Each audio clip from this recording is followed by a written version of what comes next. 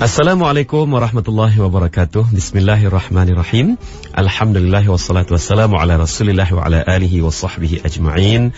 Rabbi shrah li sadri wa yassir li amri wahlul 'uqdatam min lisani yafqahu qawli, amma ba'd. Sidang pendengar yang dirahmati Allah, kembali kita dengan suasana yang ceria dan santai pada petang ini untuk bicara muamalat, dan bicara muamalat pada petang ini akan menampilkan sekali lagi Al-Fadil Dr. Zaharuddin Abdul Rahman, dan bicara kita pada petang ini adalah berkenaan dengan urusan hutang dalam Islam. Terlebih dahulu kita alu-alukan kedatangan Dr. Zaharuddin ke studio IKIM FM mendahului segmen Destinasi Ummah pada petang ini, iaitu bicara muamalat. Dan Assalamualaikum Doktor. Waalaikumsalam warahmatullahi. Apa khabar Doktor pada petang ini? Alhamdulillah. Alhamdulillah sihat ya. Dan setelah bicara muamalat, kita mukaddimahkan selama 3 siri berturut-turut ya, berkenaan dengan muamalah yang halal lagi barakah. Jadi pada petang ini saya kira tajuk kita agak lebih mendalam dan juga lebih menumpu perhatian kepada topik-topik tertentu dalam muamalat ya Doktor ya. Jadi bicara kita pada petang ini adalah berkenaan dengan urusan hutang dalam Islam.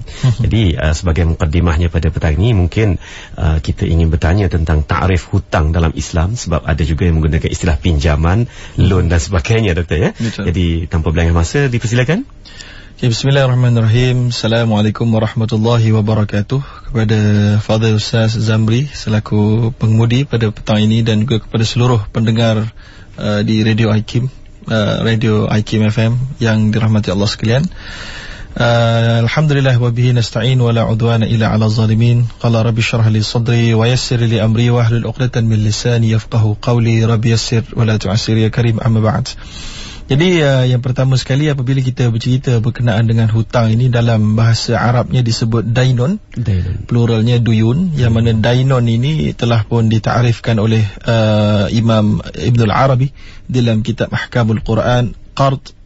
Al-qardu fi syar'i, disebutkan sebelum itu adalah malun hukmiyun yuthbitu bidzimmah biba'in au istihlak au ghairihima, iaitulah apa-apa harta yang secara hukumnya tertanggung di atas tanggungjawab seseorang untuk dibayar, sama ada disebabkan oleh pembelian, itu jenis, iaitulah pembelian secara bertangguh, ataupun kerana penggunaan, maknanya kalau kita menggunakan sesuatu dan kita belum bayar, sebagai contoh ada orang makan di kedai belum bayar, istihlak, ataupun kedua-duanya sekali.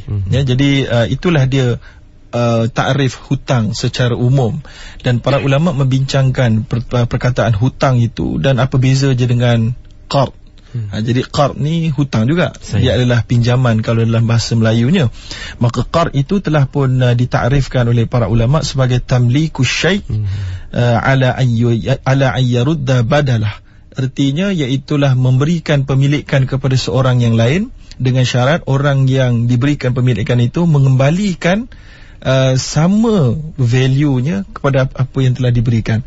Sebagai contoh mudahnya, kita memberikan RM1,000, kita pindahkan milik RM1,000 kita itu kepada seseorang, dengan syarat dia akan memulangkan balik RM1,000 itu kepada kita. Jadi kebanyakan para ulama mengatakan bahawa qard ini hanya terhad kepada barang-barang mithliyah.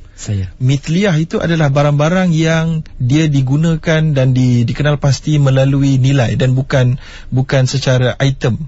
Sebagai contoh, saya beri orang RM1,000, ataupun saya beri orang 1 kilogram beras. Dia nak pinjam lah kata, dia memerlukan, saya bagikan 1 kilogram, dan dia akan pulang beras yang lain, bukan yang saya beri itu. Begitu juga saya beri RM1,000 dengan serial number daripada 2,000 ke 5,000, dia tak perlu pulang duit yang serial number yang sama, tapi dia perlu pulang RM2,000 ataupun nilai yang saya beri itu dengan duit yang lain. Jadi itu adalah qard, bila mana digunakan harta-harta berbentuk mithliyah. Apabila diberikan pinjaman itu harta yang berbentuk qimiyah, qimiyah ini iaitulah berbentuk nilai dia. Sebagai contoh, saya ada seekor unta sebagai contoh di negara Arab, maka ada orang A, dia memerlukan unta untuk dia angkut barang dia, saya beri pinjam kepada dia unta, benefit unta itu, manfaat unta itu saya beri pinjam, maka syaratnya adalah dia pulangkan balik unta itu. Dia tak boleh pulang unta yang lain, walaupun unta yang lain itu sama umur dia, tak boleh. Sebab sifat unta tu takkan boleh 100% sama. Berbeza dengan beras, berbeza dengan duit tadi tu, dia sama. Maka itu adalah digelar i'arah ataupun pemberian pinjaman juga dalam bahasa Melayu. Jadi itulah dia sedikit takrif. Cuma lepas itu lepas kita faham kepada takrif ini, suka untuk saya berkongsi dengan para pendengar yang dirahmati Allah sekalian, apakah dia status Islam dalam bab ini. Yang pertama, kita melihat kepada ayat Quran yang terpanjang dalam Al-Quran adalah berkenaan hutang. Iaitulah Allah SWT berfirman, a'udzubillahi minasyaitonirrajim, ya ayyuhalladzina amanu idza tadayantum bidainin ila ajalin faktubuh ila ajalin musamma faktubuh. Ya ayyuhalladzina amanu idza tadayantum bidainin ila ajalin musamma faktubuh. Wahai orang beriman, apabila kamu telah pun berjual beli dengan cara hutang, maka hendaklah, dan hutang itu akan dibayar dalam tempoh tertentu, hendaklah kamu tulis. Bila mana ini disebut oleh Allah SWT secara jelas, para ulama dan ahli tafsir menyebutkan bahawa ini menunjukkan hutang itu harus. Malah dikukuhkan lagi dengan apa yang dilakukan oleh Nabi SAW, pernah membeli makanan daripada seorang Yahudi yang telah disebutkan huraiannya oleh Ibn Hajar Al-Asqalani dalam kitab Fathul Bari, bahawa ianya harus. Malah Nabi membeli itu, hutang tu, kemudian Nabi mencagarkan baju besi baginda. Lalu ini jelas menunjukkan keharusan hutang itu dilaksanakan. Cuma dalam Islam, hutang mestilah kita berlakukan bila mana perlu. Yang kedua, syarat dia, yang pertama bila mana perlu, yang kedua bila mana kita ada kemampuan untuk membayar semula. Kerana Nabi SAW telah pun memberikan amaran kepada orang yang berhutang dengan niat dalam hatinya untuk tidak membayar kembali. Sebagaimana Nabi mengatakan, man addana amwalan nas yuridu adaha addallahu anhu. Sesiapa yang memberikan, yang berhutang ataupun yang meminjam harta orang lain dengan niat ingin mengembalikan, dia berazam, dia memang tidak ada niat dia untuk melarikan diri dan seumpamanya, maka Allah akan membantu dia untuk menyelesaikan hutangnya. Bagaimanapun Nabi kata, wa man akhadhaha yuridu itlafa atlafahu Allah. Sesiapa yang mengambil hutang itu dengan niat untuk supaya di write off dalam bahasa banknya, iaitulah dihapuskan, dihilangkan, dilupakan dan dilari, maka Allah SWT akan menghancurkan hartanya. Lalu ini dia satu hadis yang diriwayatkan oleh Imam Al-Bukhari, menunjukkan kepada kita satu amaran kepada Allah. Syarat dia dan oleh Allah dan Rasulnya, syarat dia mestilah kita mampu bayar juga, dan kita berniat nak bayar. Dan kemudian Allah telah sebut, sebagaimana kita sebutkan tadi, tulis. Tulis ni bukan hanya sahaja untuk mengelakkan quarrel ataupun pergaduhan, pertelingkahan di kalangan yang meminjam dan yang dipinjam, kerana bimbang nanti tak ingat, ada yang menafikan dan seumpamanya, tetapi juga kerana kalau orang yang meminjam atau yang dipinjam itu meninggal dunia, lalu akan adalah dia punya apa nama kita namakan hitam putih untuk kita bekalkan kepada waris untuk menyelesaikan. Kerana kematian seseorang di antara kita dengan hutang yang tidak diketahui dan tidak diselesaikan adalah satu perkara yang sangat berbahaya. Sebagaimana yang telah disebutkan dalam sebuah hadis yang diriwayatkan oleh An-Nasa'i yang sahih menurut Albani, iaitulah walladhi nafsi biyadi law anna rajulan qutila fi sabilillah thumma uhiya thumma qutil thumma qutil wa alaihi dainun ma dakhala al-jannah hatta yuqda anhu dainah. Artinya, demi jiwaku di tangannya Allah, kalaulah seseorang lelaki, Nabi kata, yang berjuang pada jalan Allah lalu mati syahid dia, kemudian dihidupkan kembali, walaupun tak hidup kembali lah, tapi nak ceritanya betapa beratnya ni. Dah mati syahid ni, hidup kembali, kemudian mati balik, kemudian hidupkan kembali, kemudian dalam keadaan dia sentiasa masih ada hutang yang masih belum dibayar, maka dia tidak akan masuk syurga. Bagi kita boleh lihat di situ, maknanya perang, mati kerana perang pada jalan Allah ni adalah yang paling tinggilah syahidnya. Bukan syahid biasa-biasa ni. Tapi itu pun masih belum mampu untuk memadamkan dosa hutang yang sengaja tak dibayar, yang dilupakan. Sebagaimana juga disebut dalam sebuah hadis yang lain yang riwayat Imam Muslim, yughfaru li syahid kulla syai'in illa dain. Diampunkan bagi orang yang mati syahid, sama ada syahid kerana mengandung ke, syahid kerana terbakar ke, syahid kerana mempertahankan nyawa sendiri, mempertahankan keluarga, mempertahankan maruah, semuanya insya-Allah dosa dia boleh diampunkan kecuali hutang. Jadi ini diriwayatkan oleh Imam Muslim, menunjukkan bahawa hutang-hutang kita mestilah kita gunakan benda yang penting dan perlu sahaja. Bukan kerana nak menunjuk, bukan kerana nak menambahkan sesuatu yang kita rasa nak meniru orang. Sebagaimana kita kena ikut nasihat yang telah diberikan oleh baginda Nabi SAW. Nabi kata, unzuru ila man asfala minkum wala tanzuru ila man huwa fawqakum fahuwa ajdaru alla tazdaru ni'matallahi alaikum. Artinya, lihatlah kepada orang yang, unzuru ni satu perkataan yang dakik, yang teliti dalam Islam. Unzuru ni biasanya bukan tengok dengan biasa saja, tapi unzuru ni lihat dengan teliti. Sebagaimana Nabi pernah menasihatkan kepada seorang sahabat yang ingin berkahwin dengan seorang perempuan Ansar, lalu Nabi berkata kepada dia, adakah kamu telah melihat kerja, Nabi menggunakan perkataan nazar, iaitu adakah kamu telah meneliti dia. Maka Nabi pun berkata, unzur ilaiha fa innahu ahra ayyudama bainakuma, kerana dengan telitian kamu itu akan lebih dapat menyatu padukan dan mengekalkan rumah tangga. Jadi itu perkataan unzur, sebagaimana Allah juga mengatakan dalam Al-Quran, wal tanzur nafsun ma qaddamat lighat, hendaklah kamu teliti apa yang kamu nak bawa pada esok harinya. Jadi bukan lihat-lihat lebih kurang sampingan, ada waktu kosong baru nak fikir pasal Islam, ada waktu kosong baru nak fikir apa yang halal haram dalam kewangan kita. No, ini full time business. Ini bukan part time. Ada waktu kosong saya pergilah, ada waktu kosong saya dengarlah bicara tentang muamalat Islam di Radio IKIM. No, ini adalah fardu ain. Malah dia bukan untuk hidup kita 70 tahun, tapi untuk hidup kita di alam barzah lebih dan tidak diketahui jumlah lama tahunnya. Abu Jahal duduk dalam alam barzah dah 1400 tahun dia azab. Jadi kalau rumah kita banglo pun, kalau diazab dalam alam barzah beribu tahun, tuan-tuan, tak ada gunanya lah. Tak ada gunanya. Jadi itu Nabi kata, kemudian dan jangan kamu lihat orang yang di atas. Biasanya orang nak meminjam ni kerana dia tengok orang dekat atas. Tengok orang lebih, dia tengok orang sofa baru, dia tengok orang baju baru, dia tengok orang itu baru, dia pun jadi cemburu, dia pun nak beli. Hutang lah tak apa, janji bergaya walaupun papa. Kemudian Nabi kata, itu adalah lebih baik agar kamu terus dapat menikmati dan tidak kufur dengan apa yang nikmat yang Allah telah berikan kepada kamu. Lalu saya kira itulah sebagai mukaddimah kita pada hari ini. Sebagai mukaddimah kita, Nabi juga pernah menyebutkan bahawa nafsul mu'min mu'allaqatun bidainihi hatta yuqda'an, riwayat Imam Tirmizi dan dinilai sahih oleh Albani, iaitulah jiwa manusia itu tergantung dengan hutangnya sehinggalah diselesaikan. Sebab tu kena tulis, Allah kata tadi, agar waris-waris kita mampu menyelesaikan. Sebab itulah kalau meninggal seseorang, jangan sibuk nak membagi-bagikan hartanya terlebih dahulu, kecuali setelah dihabiskan hutangnya. Jadi oleh kerana itulah saya selalu menasihatkan agar yang nak berkahwin, janganlah sampai terpaksa berhutang untuk berkahwin. Kalau nak bayar mas kahwin pun kena berhutang, nak bayar hantaran pun kena berhutang. Lepas ini lagi banyaklah hutangnya. Betul. Dan hutang yang ada di sekeliling pinggang kita di dunia ini, biasanya dia tidak akan kena bayar pada harga yang sama. Dia kena bayar harga yang lebih daripada itu. Lalu ini akan menyebabkan seseorang terperangkap. Jadi itulah sebagai mukadimahnya. Saya kira satu mukadimah yang begitu lengkap daripada Dr. Zahruddin Abdul Rahman pada petang ini berkenaan dengan urusan hutang dalam Islam, dan tidak perlu lagi untuk saya bertanya tentang asas-asas hutang dan juga kedudukan hutang dan sebagainya, kerana ia telah pun dijelaskan oleh beliau sebentar tadi.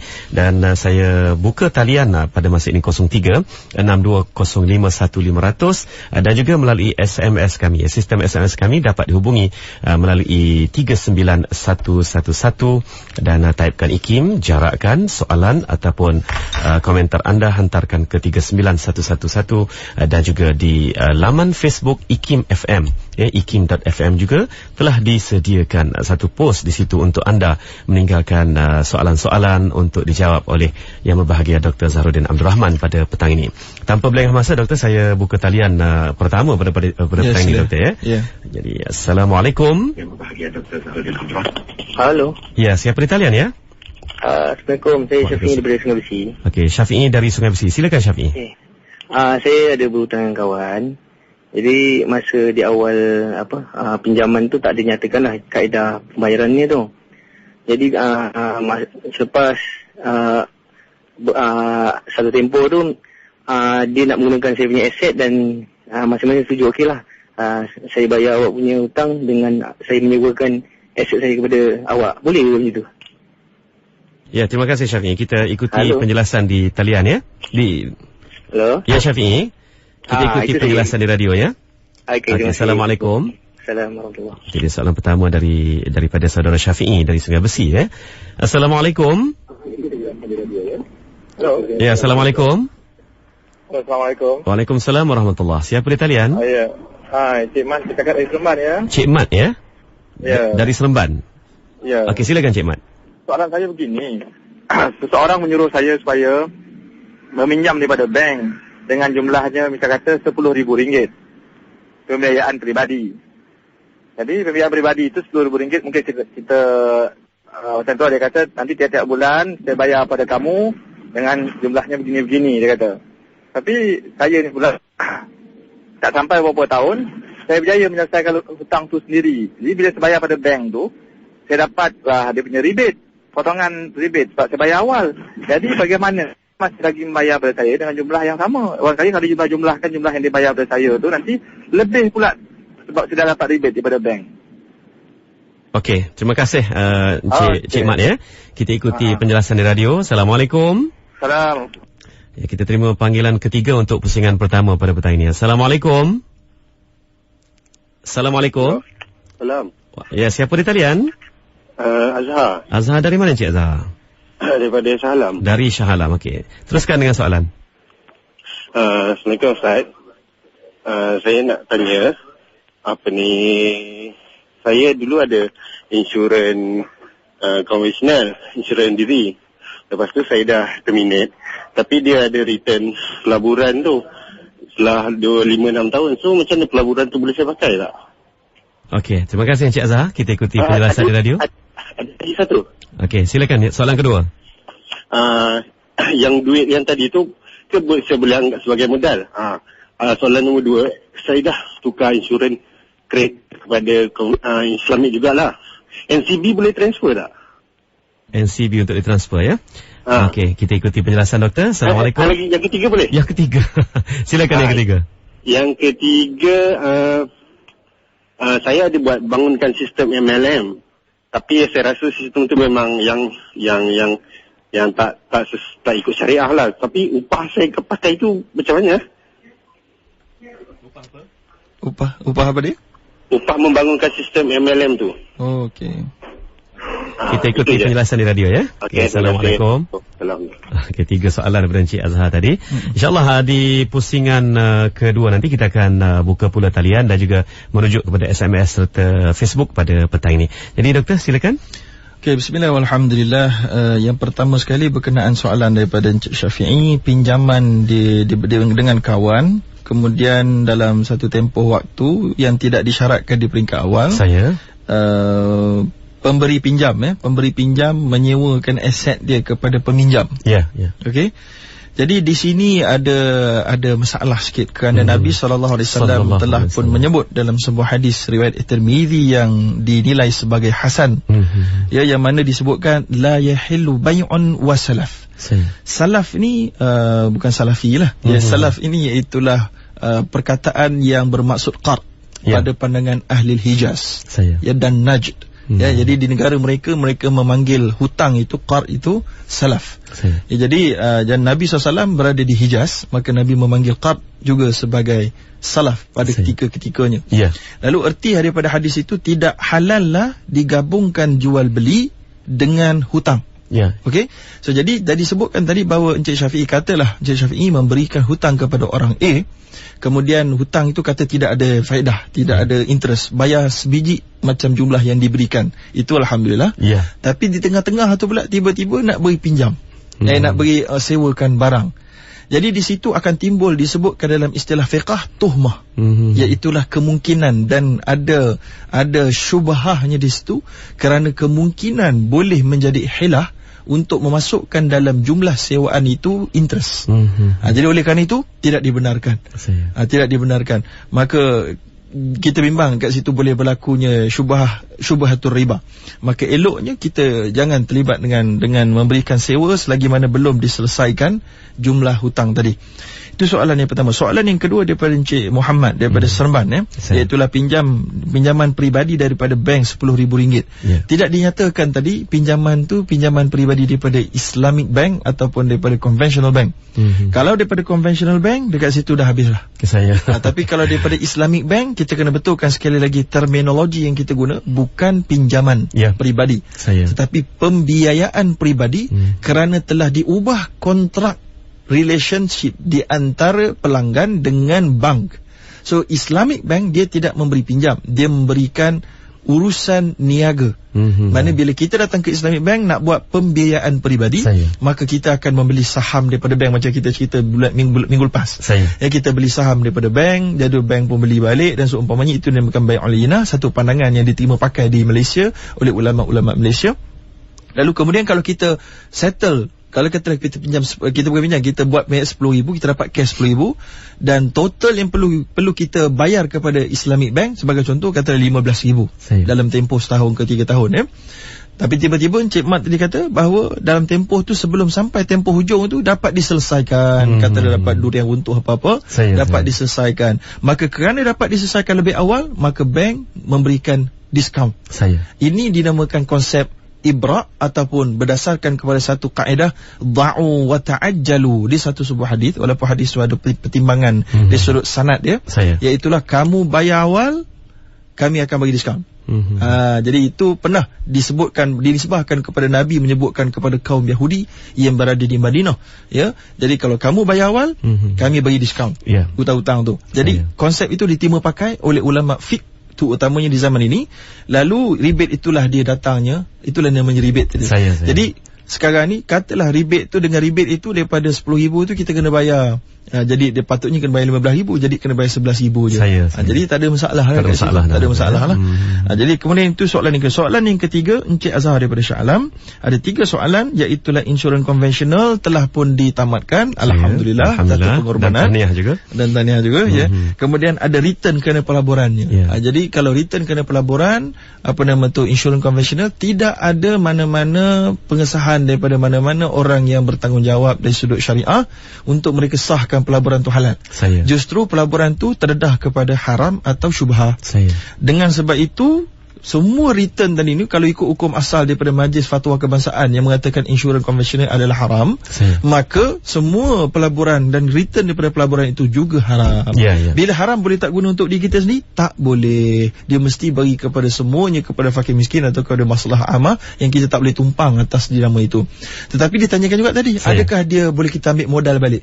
Kalau dia punya return itu campur-campur semua sama dengan premium yang kita bayar. Katalah premium bayar tu adalah 4,000.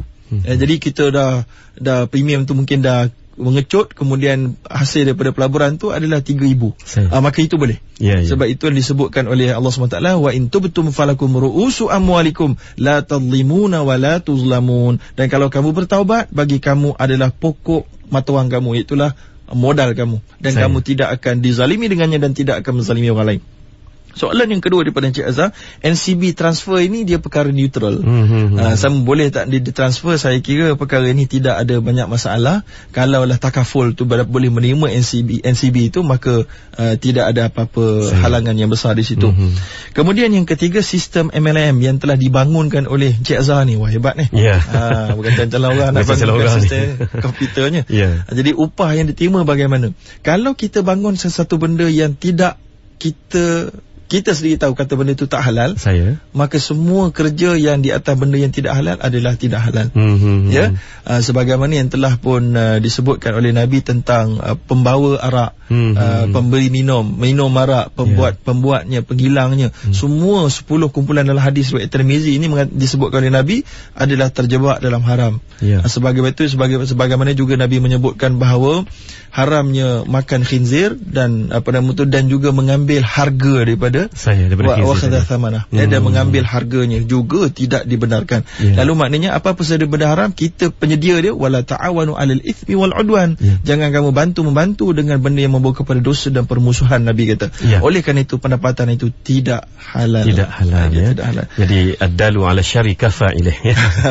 Jadi baiklah, kita cuba rujuk kepada soalan-soalan yang datangnya melalui SMS dan juga Facebook pada petang ini. Banyak sekali saya kira soalan yang datang melalui Facebook, sebab kita telah pun menyediakan post ini lebih 2 jam sebelumnya, dan secara mudahnya saya kumpulkan soalan-soalan ini, Doktor, ya. Siapa menyebut nama yang telah mengirim. Soalan pertama berkaitan dengan hutang PT-PTN ataupun hutang apa-apa sahaja berkaitan dengan hutang pengajian tinggi yang dikenakan lebihan ataupun charge ke atas hutang asal, adakah ia merupakan riba juga? Dan kedudukan untuk menunaikan ibadah seperti umrah, ya, dengan menggunakan duit ataupun hasil daripada hutang ataupun pembiayaan. Jadi 2 soalan awal daripada Facebook. Baik, soalan yang pertama dengan PT-PTN, iaitulah beasiswa ataupun pinjaman petabung pendidikan tinggi negara. Jadi perkara ini saya kira telah pun dibuat modifikasi oleh Majlis Fatwa Kebangsaan yang dahulunya ada masalah, maka telah pun dimodifikasi dan telah bentuk yang baru ini dinamakan ujrah 1%. Maka saya kira dengan adanya endorsement daripada pihak Majlis Fatwa Kebangsaan dan JAKIM itu, saya kira ia telah pun terlepaslah segala beban orang-orang awam yang menggunakan PT-PTN tadi. Jadi saya kira itu adalah satu endorsement yang terpakai khususnya di Malaysia. Cuma kalau dinilai dari sudut akademik, mungkin ada perbincangan yang sedikit berbeza keputusannya. Tapi bagi saya tidak mau mengelirukan orang ramai. Maka di sini saya nak beritahu bahawa apabila telah adanya Majlis Fatwa yang mengatakan keharusannya, maka pandangan itu boleh dipegang oleh orang awam dan bolehlah digunakan untuk pelajaran dan juga sebagainya. Kemudian soalan yang kedua tadi berkaitan dengan menunaikan ibadah umrah dengan hutang ataupun pembiayaan. Baik, jadi ibadah umrah ini adalah sunat sahaja, dan ibadah dan hutang itu boleh menyebabkan haram. Jadi di sini perlu berlakunya fiqhul muwazzanat, iaitulah pertimbangan manfaat dan mudarat. Umrah, kalau umrah tadi satu hal, kalau haji, nak buat haji yang pertama. Jadi ada perbincangan di kalangan ulama, adakah orang yang tak mampu membayar ini dan nak buat pembiayaan, nak buat pinjaman daripada keluarga sebagai contoh, boleh atau tidak boleh? Adakah dia termasuk dalam kalangan yang Allah SWT dah tersebut dalam Quran secara jelas, iaitulah faman siapa yang tidak ada kemampuan, mesti ada kemampuan. So kemampuan itu apa maksud dia? Kemampuan keselamatan, kemampuan harta, kemampuan fizikal. Maka ada di kalangan ulama yang mengatakan tak perlu untuk pergi haji dalam keadaan berhutang. Walau bagaimanapun ada di kalangan ulama juga yang mengatakan bahawa sekiranya kita mempunyai kerjaya yang bagus, yang stabil pendapatannya, lalu kita meyakini kemampuan untuk membayar hutang kerana nak pergi haji itu adalah aghlabiyatuz zan disebut dalam kaedah fikihnya, itulah dalam istilah fiqahnya, iaitulah kemungkinan besarnya mampu untuk bayar dalam keadaan yang very structured ketika itu diharuskan. Mereka itu dua perkara yang berbeza. Kalau kita rasa memang tak mampu nak bayar dan boleh menyusahkan, maka jangan. Kerana haji walau dia makbul macam mana pun, tapi yang hutang tak mampu bayar dan meninggal, habis cerita. Tak pergi ke mana, tak ke mana haji itu. Jadi demikian lagi ringan bab umrah, kerana umrah adalah sunat sahaja. Wallahu a'lam. Baiklah, satu soalan yang saya kira juga menarik melalui Facebook pada petang ini. Katanya saya ingin bertanya mengenai skim hutang peribadi yang telah ditawarkan oleh bank-bank, Ini kerana telah menjadi amalan bank, bayaran oleh peminjam akan ditolak faedah, keuntungan dan barulah ditolak pokok. Ini menyebabkan ketidakadilan berlaku apabila si peminjam hendak menjelaskan hutangnya lebih awal. Amalan ini mungkin kurang dihalusi oleh peminjam. Tambahan pula, sesetengah bank menggalakkan pinjaman atas pinjaman. Akhirnya umat Islam terperangkap dengan hutang. Apakah pandangan syariah Islam mengenai perkara ini? Baik, kalau soalan daripada Cik Suh Said, ini adalah merujuk kepada bank-bank konvensional, maka bank konvensional tak payahlah nak cerita pokok, tolak faedah dua, tapi semuanya dah habis berkara. Tapi kalau dimaksudkan adalah perbankan Islam, maka perbankan Islam kita nak kena jelas bahawa apa yang ditolak ataupun tak ditolak, semuanya cara kaedah metodologi itu neutral. Kerana dia apabila kita beli barang daripada bank, ini yang bank perbankan Islam ada sebahagiannya di Malaysia melakukannya, iaitulah dia berjual barang daripada kita kepada kita dan kemudian dia beli semula. Jadi apa yang akhirnya itu adalah harga jualan. So jadi bila kita bayar hutang kita, bukan hutang disebabkan meminjam duit, tapi hutang disebabkan membeli barang yang dengan bayaran tangguh. Saya. Lalu sama ada dia bayar hutang tu ditolak pokoknya ke, ditolak untungnya ke, tak ada dah timbul dalam dalam syariah, dalam hukum fiqh. Sebab apa yang kamu bayar adalah totalnya hutang. So saya nak kira tolak pokok ke tolak ni ke tak ada apa. Dan kita tak boleh kata kamu bagi saya diskaun yang tak cukup. Tak boleh. Tak boleh kita pergi kepada satu, kita beli barang daripada satu pasar raya sebagai contoh. Kita kata nak bayar dalam tempoh 2 tahun. Sebab kita ambil, kalau kita bayar cash kita kena bayar 2,000. Kalau kita bayar tangguh dalam masa 2 tahun kita kena bayar 4,000 sebagai contoh. Tiba-tiba dalam masa setahun kita nak bayar penuh. Tiba-tiba kita kata kau kena bagi aku diskaun sebanyak sekian. Tak boleh. Mana boleh kita paksa orang yang orang yang memberikan harga, dia layak mendapat seluruh harga secara sepenuhnya. So kerana itulah harga diskaun itu, rebate itu, ibrak itu tertakluk sepenuhnya kepada bank sebenarnya, ataupun tertakluk sepenuhnya kepada penjual. Bank adalah penjual, tertakluk kepada penjual. Dia nak beri bila, dia nak beri berapa, tertakluk kepada dia. Tapi oleh kerana di Malaysia sekarang ni untuk mengelakkan fitnah dari bab ini, Bank Negara Malaysia telah membuat regulasi yang baru dengan bantuan dan juga persetujuan Majlis Syariah Bank Negara, bahawa dia mesti ada guna satu formula yang dirasakan mencukupi untuk melayakkan tidak ada penindasan dan kepuasan hati daripada kedua-dua pihak. Jadi saya kira perkara ini mungkin telah pun dianggap selesailah di peringkat negara kita Malaysia. Wallahu a'lam. Okey, alhamdulillah. Dan satu lagi dari Facebook ialah saya berniaga barang kemas yang diperbuat daripada batu permata dan emas, serta menjual secara ansuran, yakni installment pada para pelanggan saya. Adakah hukum perniagaan saya haram, halal atau harus? Sila komen Ustaz, katanya. Baik, barang kemas ini buat permata dan emas. Bila ada permata tak ada masalah. Nak tangguh pun tak ada masalah. Emas ada masalah tangguh. Mengikut 4 mazhab. Emas, barang kemas ataupun emas jongkong, bila dibeli secara beransur, maka hukumnya haram mengikut 4 mazhab. Walau bagaimanapun menurut pandangan Muawiyah bin Abi Sufyan dan juga pandangan Ibn Taymiyah dan Ibn Qayyim, apabila barang emas itu dalam bentuk barang kemas, dia boleh dibeli secara ansuran, khususnya apabila telah dimasukkan batu permata dan seumpamanya. Okey. So jadi sekarang ni dia ada 2 pandangan dekat sini. Mana satu nak pakai? Jadi kalau tanya saya, kalau tidak ada keperluan yang cukup mendesak, kita ambil pandangan yang lebih selamat lah, ya. Lebih selamat. Tapi kalau rasa sebagai peniaga tadi kata kan, sebagai peniaga tadi, seeloknya kita memberitahu bahawa bayaran secara tunai. Dan kalau nak galakkan lagi bagus, kita beri diskaun sikit sebab tunai. InsyaAllah.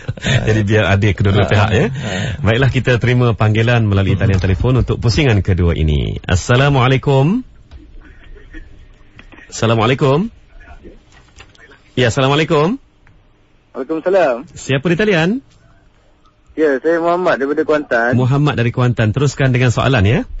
Ya, saya nak soalan pendek je, doktor. Minta doktor jelaskan. Saya pernah dengar tentang MLM syariah yang doktor bangunkan. Jadi mohon penjelasan daripada doktor. Terima kasih. Terima kasih kembali. Assalamualaikum.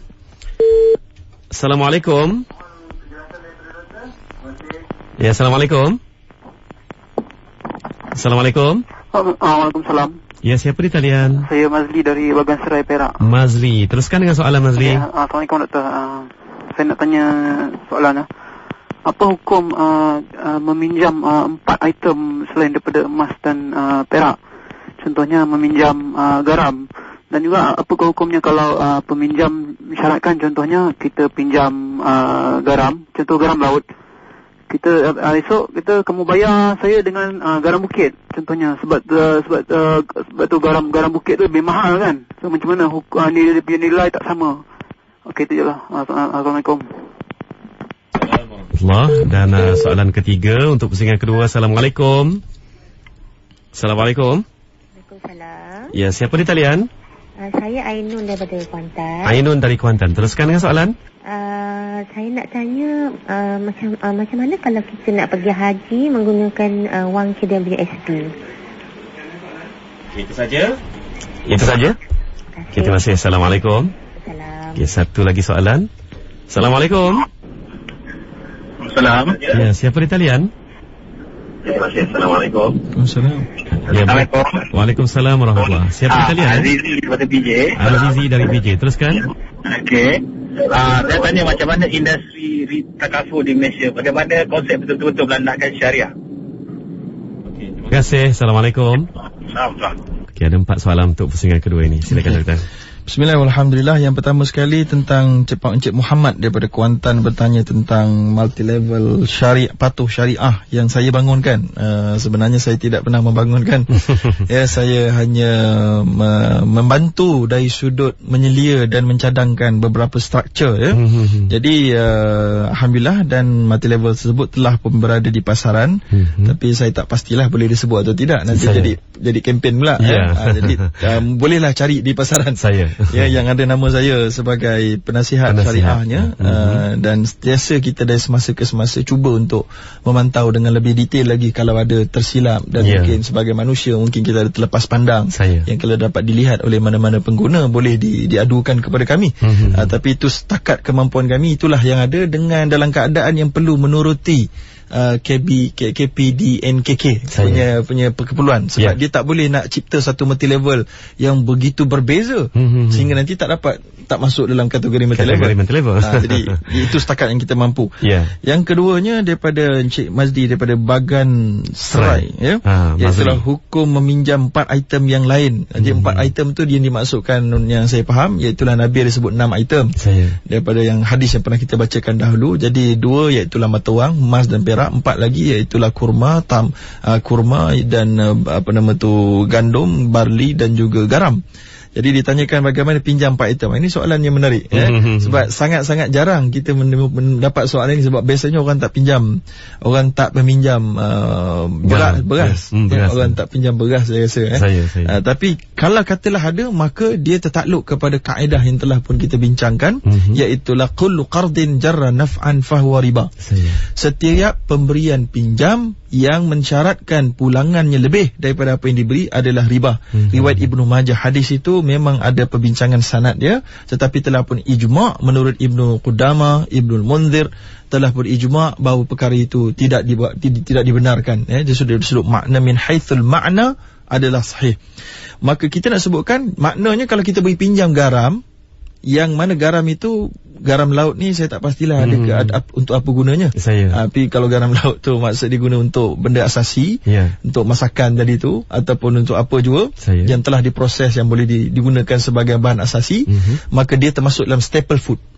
Staple food ni dia ada illah ribawinya. Maka maknanya macam duit. Kita beri 2 kilogram, pulang mesti 2 kilogram. Mungkin tadi Encik Mazdi nak tarik perhatian saya kepada 2 nilai ataupun kualiti berbeza. Contohnya macam saya pinjam daripada Ustaz Zamri beras basmati 2 kilo. Saya nak pulang kat dia beras long grain yang panjang yang kurang kualiti.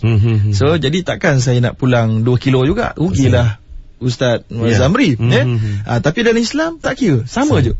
Sebab Nabi pernah berlaku pada zaman Nabi, seorang sahabat dia telah pun membawa tamar yang buruk, tamran radi dalam hadis tersebut, yang seberat 2 sa'. 2 sa' equivalent zaman sekarang ni dengan 6 kilogram. 6 kilogram tamar yang buruk dibawa kepada kedai, digantikan dengan tamar yang fresh, tamran janib. Lalu 3 kilogram. Jadi nampak kan? Jadi sebab kualiti punya faktor, maka menyebabkan 6 berganti 3. Maka bila dibawa kepada Nabi kata la taf'al. Jangan buat begitu. Dan kemudian ada banyak lagi matan lain yang Nabi berkata indah riba, macam-macam riwayat. Jadi kesimpulan dia jangan buat. Maka Nabi memberikan solutionnya. Nabi kata tak, kamu pergi semula. Nabi suruh pergi semula tu. Jadi kalau nak buat pembetulan kena pergi semula. Tak boleh bertaubat dapat Allah saja. Kena pergi semula, cuba dulu untuk berubah. Maka bila dia pergi semula, Nabi kata kamu kena jual 6 kilogram, ambil duit. Kemudian kamu beli pula dalam separate transaction yang 3 kilogram tadi. Begitulah yang perlu kita buat. Kalau kita beri pinjam tadi ni, kalau kita nak beri pinjam garam laut, kita nak minta dia pulang balik garam bukit, maka kita kena mestilah garam laut pulang garam laut juga. Sebanyak, ataupun nak pulang garam bukit pun boleh, tapi kilogram dia kena sama. Bukan soal kualiti di situ ya. Bukan soal kualiti. Maka kalau kita nak berbeza tadi ni, kita anggap kita dah buat sistem barter. Maknanya kita dah jual beli dah ni. Sistem barter maknanya. Jadi kalau dah jadi begitu, kalau kita nak begitu, maknanya kita kena ambil medium of exchange, kena berada di tengah. Dia bagi garam, kita bagi garam laut, dia bagi duit. Kemudian kita bagi pula dia garam bukit. Jadi dia begitu keadaan dia, barulah diharuskan. Wallahualam. Dan ada soalan lagi. Dari Ainun. Puan Ainun daripada Kuantan, iaitulah pergi haji menggunakan wang KWSP. Wang KWSP ni kumpulan wang simpanan pekerja. Dia bukan wang pelaburan. Wang simpanan. Jadi kita menyimpan tu untuk simpan, bukan untuk pelaburan. Jadi kita simpan duit kita dengan ditambah duit kita yang diberi oleh majikan. Jadi kalau kita keluarkan duit daripada KWSP dan kita pergi haji, tidak ada masalah sama sekali. Cuma perbincangannya adalah wang dividen daripada KWSP yang mungkin ada perbincangannya kerana bercampurnya pelaburan itu menyebabkan dividen itu ada tanda soal sama ada seluruhnya halal ataupun seluruhnya bermasalah. Tetapi menurut maklumat yang sampai kepada saya, diyakini 30% daripada pelaburan itu adalah halal. Yang baki tu tanda soal lah. Begitu. Diyakini 30% halal. Jadi soalan yang ketujuh, yang keseterusnya, Encik Azizi daripada PJ. Bagaimanakah bentuk industri takaful pada zaman ini? Ini mungkin tak berapa mampu untuk saya huraikan dalam waktu 1 minit lah. Tapi jangan dalam bentuk yang sangat pendek. Mereka menggunakan konsep taukil, iaitulah mereka, kalau saya lah pencarum saya di kereta, saya bagi duit saya kepada takaful operator, saya wakilkan kepada dia, ni saya nak masuk dalam grup ni saya wakilkan duit saya ni. Kalau ada di kalangan dalam grup ini sesiapa yang aksiden, saya berikan mandate kepada takaful operator, ambil lah duit saya ni, saya sedekahkan sedikit. Jadi itulah. Kalau tak ada, kamu pandai-pandailah takaful operator, pergi laburkan. Kalau ada untung, kamu boleh ambil sikit, tapi kena bagi aku juga. Jadi semua tu ada detailsnya. Jadi itulah cara yang pertama yang majoriti takaful, industri takaful menggunakan wakalah campur mudarabah. Ada juga yang wakalah, tabarruk dan mudarabah. Ada juga yang wakalah dan mudarabah tu. Ada juga yang mudarabah dan kemudian tabarruk. Ada juga begitu. Dia ada beberapa konsep yang telah digunakan. Jadi kesimpulan memang haruslah, Doktor ya. Yes, insyaAllah. Dan kita beralih pula ke SMS pada petang ini ya. Saya meminjam duit simpanan sendiri atau simpanan isteri dengan pengetahuannya. Itu dua situasi ya. Adakah ini juga dikira hutang?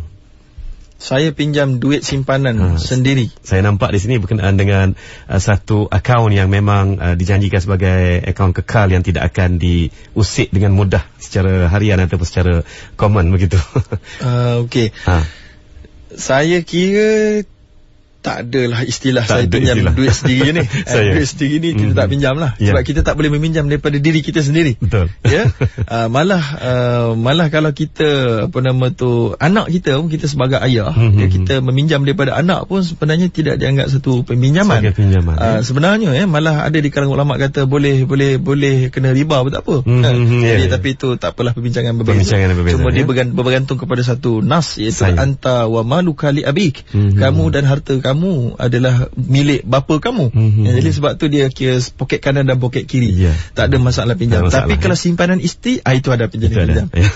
Walaupun dengan pengetahuan isteri. Betul. Kalau dipinjam daripada isteri, betul. Maka adakah hutang? Ya, betul, hutang. Memang hutang. Hutang.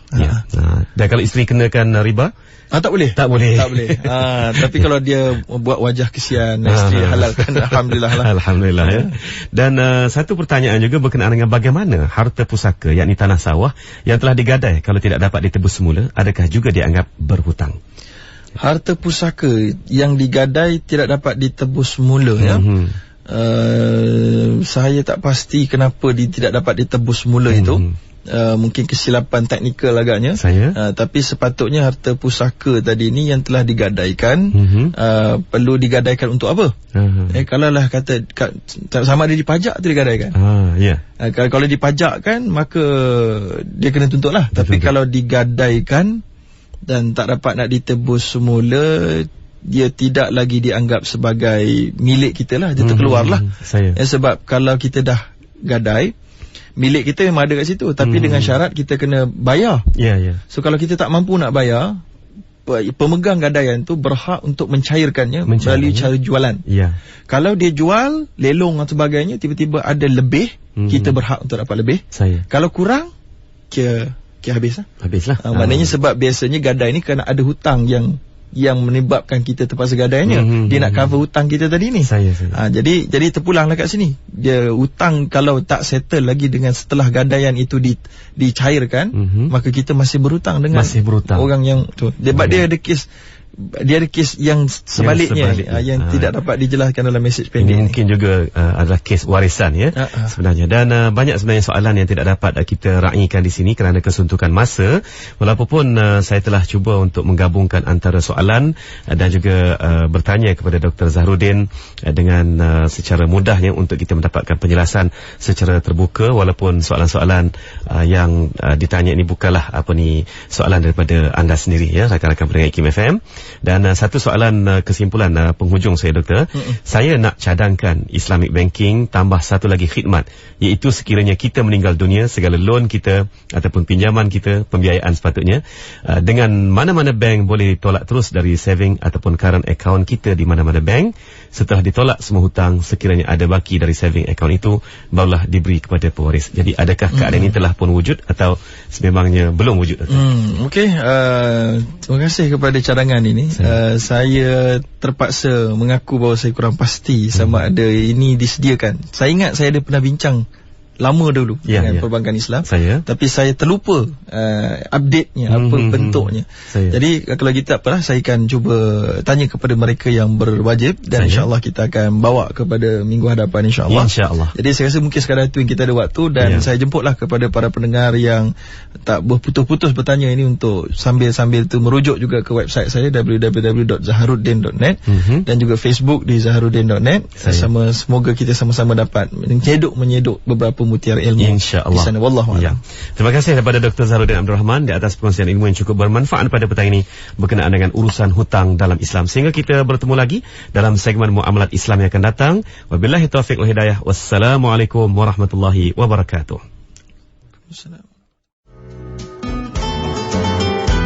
Assalamualaikum warahmatullahi wabarakatuh. Bismillahirrahmanirrahim.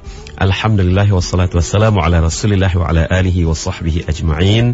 Rabbi shrah li sadri wa yassir li amri wa hlul 'uqdatam min lisani yafqahu qawli, amma ba'd. Sidang pendengar yang dirahmati Allah, kembali kita dengan suasana yang ceria dan santai pada petang ini untuk bicara muamalat. Dan bicara muamalat pada petang ini akan menampilkan sekali lagi Al-Fadil Dr. Zahruddin Abdul Rahman. Dan bicara kita pada petang ini adalah berkenaan dengan urusan hutang dalam Islam. Terlebih dahulu kita alu-alukan kedatangan Dr. Zahruddin ke studio IKIM FM mendahului segmen Destinasi Ummah pada petang ini, iaitu bicara muamalat. Dan Assalamualaikum Doktor. Waalaikumsalam warahmatullahi. Apa khabar Doktor pada petang ini? Alhamdulillah sihat ya. Dan setelah bicara muamalat, kita mukaddimahkan selama 3 siri berturut-turut ya, berkenaan dengan muamalah yang halal lagi barakah. Jadi pada petang ini saya kira tajuk kita agak lebih mendalam dan juga lebih menumpu perhatian kepada topik-topik tertentu dalam muamalat ya Doktor ya. Jadi bicara kita pada petang ini adalah berkenaan dengan urusan hutang dalam Islam. Jadi sebagai mukaddimahnya pada petang ini, mungkin kita ingin bertanya tentang ta'rif hutang dalam Islam, sebab ada juga yang menggunakan istilah pinjaman, loan dan sebagainya Doktor ya. Jadi tanpa berlengah masa, dipersilakan. Bismillahirrahmanirrahim. Assalamualaikum warahmatullahi wabarakatuh. Kepada Fadil Ustaz Zamri selaku pengemudi pada petang ini, dan juga kepada seluruh pendengar di Radio IKIM, Radio IKIM FM yang dirahmati Allah sekalian. Alhamdulillah wa bihi nasta'in wa la udwana illa 'ala zalimin. Qala rabbi shrah li sadri wa yassir li amri wa hlul 'uqdatam min lisani yafqahu qawli. Rabbi yassir wa la tu'assir ya karim, amma ba'd. Jadi yang pertama sekali apabila kita bercerita berkenaan dengan hutang ini, dalam bahasa Arabnya disebut dainun, pluralnya duyun, yang mana dainun ini telah pun ditarifkan oleh Imam Ibn al-Arabi dalam kitab Ahkamul Quran. Al-qardu fi syar'i, disebutkan sebelum itu adalah malun hukmiyun yuthbitu bidzimmah biba'in au istihlak au ghairihima, iaitulah apa-apa harta yang secara hukumnya tertanggung di atas tanggungjawab seseorang untuk dibayar, sama ada disebabkan oleh pembelian, itu jenis, iaitulah pembelian secara bertangguh, ataupun kerana penggunaan, maknanya kalau kita menggunakan sesuatu dan kita belum bayar, sebagai contoh ada orang makan di kedai belum bayar, istihlak, ataupun kedua-duanya sekali. Jadi itulah dia takrif hutang secara umum, dan para ulama membincangkan perkataan hutang itu dan apa beza je dengan qard. Jadi qard ni hutang juga, dia adalah pinjaman kalau dalam bahasa Melayunya.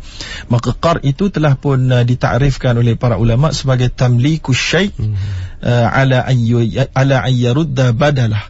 Artinya iaitulah memberikan pemilikan kepada seorang yang lain dengan syarat orang yang diberikan pemilikan itu mengembalikan sama value-nya kepada apa yang telah diberikan. Sebagai contoh mudahnya, kita memberikan RM1,000, kita pindahkan milik RM1,000 kita tu kepada seseorang dengan syarat dia akan memulangkan balik RM1,000 itu kepada kita. Jadi kebanyakan para ulama mengatakan bahawa qard ini hanya terhad kepada barang-barang mithliyah. Mithliyah itu adalah barang-barang yang dia digunakan dan dikenal pasti melalui nilai dan bukan secara item. Sebagai contoh, saya beri orang RM1,000 ataupun saya beri orang 1 kilogram beras. Dia nak pinjam lah kata, dia memerlukan, saya bagikan 1 kilogram dan dia akan pulang beras yang lain, bukan yang saya beri itu. Begitu juga saya beri RM1,000 dengan serial number daripada 2,000 ke 5,000, dia tak perlu pulang duit yang serial number yang sama, tapi dia perlu pulang RM2,000 ataupun nilai yang saya beri itu dengan duit yang lain. Jadi itu adalah qard, bila mana digunakan harta-harta berbentuk mithliyah. Apabila diberikan pinjaman itu harta yang berbentuk qimiyah, qimiyah ini iaitulah berbentuk nilai dia. Sebagai contoh, saya ada seekor unta sebagai contoh di negara Arab, maka ada orang A, dia memerlukan unta untuk dia angkut barang dia, saya beri pinjam kepada dia unta, benefit unta itu, manfaat unta tu saya beri pinjam, maka syaratnya adalah dia pulangkan balik unta itu. Dia tak boleh pulang unta yang lain walaupun unta yang lain tu sama umur dia, tak boleh. Sebab sifat unta tu takkan boleh 100% sama. Berbeza dengan beras, berbeza dengan duit tadi tu, dia sama. Maka itu adalah digelar i'arah ataupun pemberian pinjaman juga dalam bahasa Melayu. Jadi itulah dia sedikit takrif. Cuma lepas itu lepas kita faham kepada takrif ini, suka untuk saya berkongsi dengan para pendengar yang dirahmati Allah sekalian, apakah dia status Islam dalam bab ini. Yang pertama, kita melihat kepada ayat Quran yang terpanjang dalam Al-Quran adalah berkenaan hutang. Iaitulah Allah SWT berfirman, a'udzubillahi minasyaitonirrajim, ya ayyuhalladzina amanu idza tadayantum bidainin ila ajalin faktubuh ila ajalin musamma faktubuh. Ya ayyuhalladzina amanu idza tadayantum bidainin ila ajalin musamma faktubuh. Wahai orang beriman, apabila kamu telah pun berjual beli dengan cara hutang, maka hendaklah, dan hutang itu akan dibayar dalam tempoh tertentu, hendaklah kamu tulis. Bila mana ini disebut oleh Allah SWT secara jelas, para ulama dan ahli tafsir menyebutkan bahawa ini menunjukkan hutang itu harus. Malah dikukuhkan lagi dengan apa yang dilakukan oleh Nabi SAW, pernah membeli makanan daripada seorang Yahudi yang telah disebutkan huraiannya oleh Ibn Hajar Al-Asqalani dalam kitab Fathul Bari, bahawa ianya harus, malah Nabi membeli itu, hutang tu, kemudian Nabi mencagarkan baju besi baginda. Lalu ini jelas menunjukkan keharusan hutang itu dilaksanakan. Cuma dalam Islam, hutang mestilah kita berlakukan bila mana perlu. Yang kedua, syarat dia, yang pertama bila mana perlu, yang kedua bila mana kita ada kemampuan untuk membayar semula. Kerana Nabi SAW telah pun memberikan amaran kepada orang yang berhutang dengan niat dalam hatinya untuk tidak membayar kembali. Sebagaimana Nabi mengatakan, man addana amwalan nas yuridu addaha addallahu anhu. Sesiapa yang memberikan, yang berhutang ataupun yang meminjam harta orang lain dengan niat ingin mengembalikan, dia berazam, dia memang tidak ada niat dia untuk melarikan diri dan seumpamanya, maka Allah akan membantu dia untuk menyelesaikan hutangnya. Bagaimanapun Nabi kata, waman akhadhaha yuridu itlafa atlafahu Allah. Sesiapa yang mengambil hutang itu dengan niat untuk supaya di write off dalam bahasa banknya, iaitulah dihapuskan, dihilangkan, dilupakan dan dilari, maka Allah SWT akan menghancurkan hartanya. Lalu ini dia satu hadis yang diriwayatkan oleh Imam Al-Bukhari, menunjukkan kepada kita satu amaran kepada Allah. Syarat dia dan oleh Allah dan Rasulnya, syarat dia mestilah kita mampu bayar juga, dan kita berniat nak bayar. Dan kemudian Allah telah sebut sebagaimana kita sebutkan tadi, Tulis ni bukan hanya sahaja untuk mengelakkan quarrel ataupun pergaduhan, pertelingkahan di kalangan yang meminjam dan yang dipinjam, kerana bimbang nanti tak ingat, ada yang menafikan dan seumpamanya.